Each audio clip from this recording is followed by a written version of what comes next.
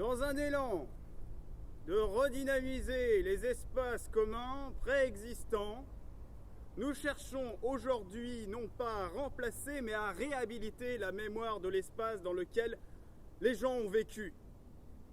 Il ne faut pas oublier que ce n'est pas une évidence de changer un espace de production industrielle en un pôle d'investissement.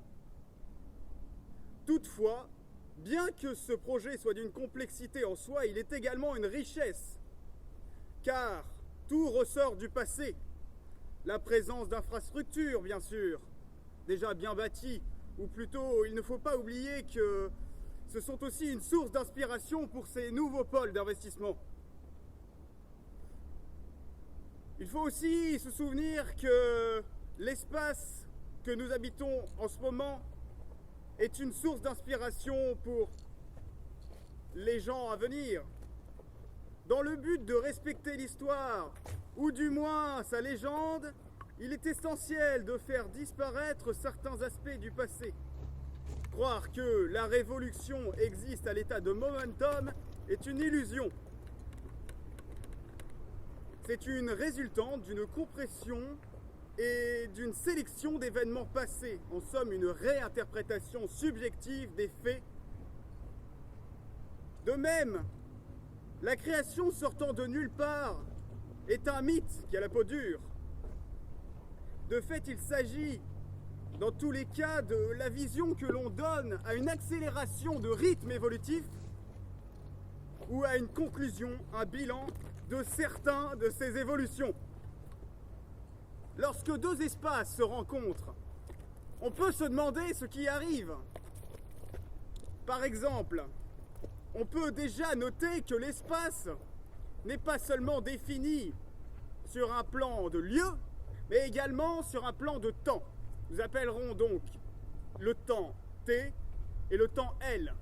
L'espace E, lui, n'est pas le même à T0 qu'il est à T plus 1, alors même que L peut être à L0 quand T est à T plus 1.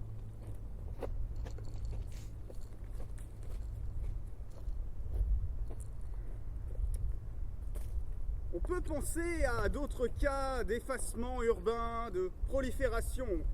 Il ne faut pas oublier que lorsqu'on s'installe dans un lieu préexistant, on réutilise la mémoire du passé.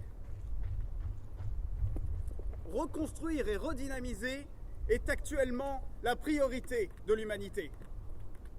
Elle le sait bien, nous arrivons à terme de la quantité d'espace vierge.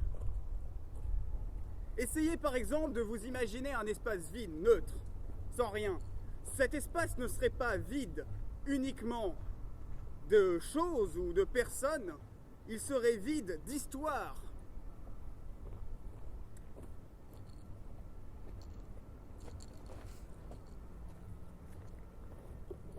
L'homme est en recherche de son expansion. Et il doit, comme tout un chacun, laisser place à ses pairs.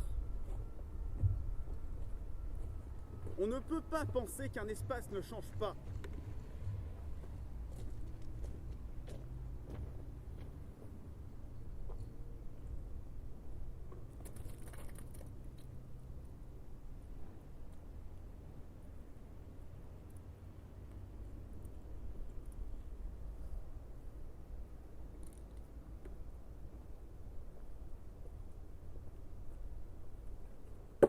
L'exemple du Bernard l'Ermite est assez significatif si on le compare par exemple à l'homme.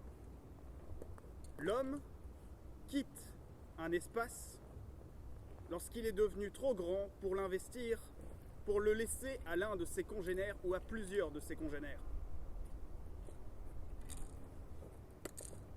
On peut également penser à la notion de squat.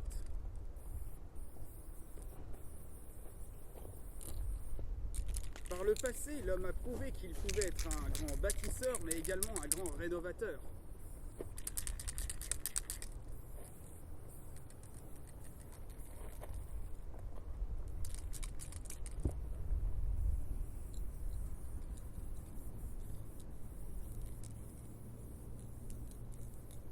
Peut-être sommes-nous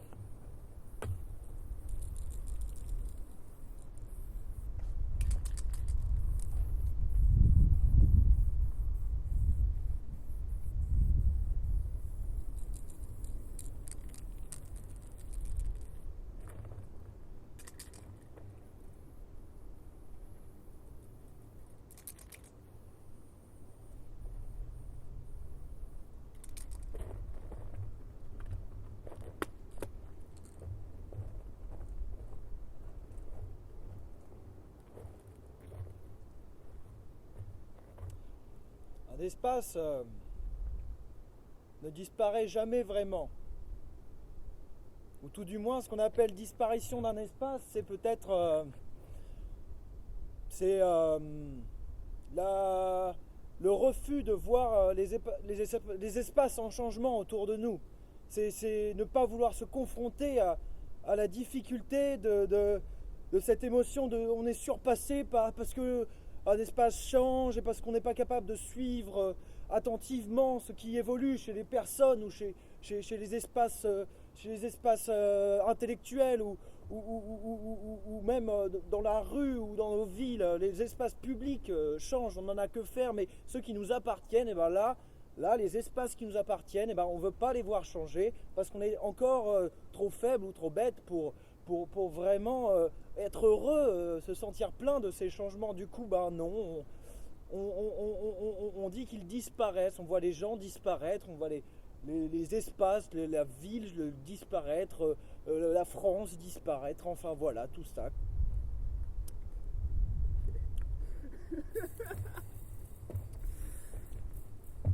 Je ressemble à quoi là? À un homme vert.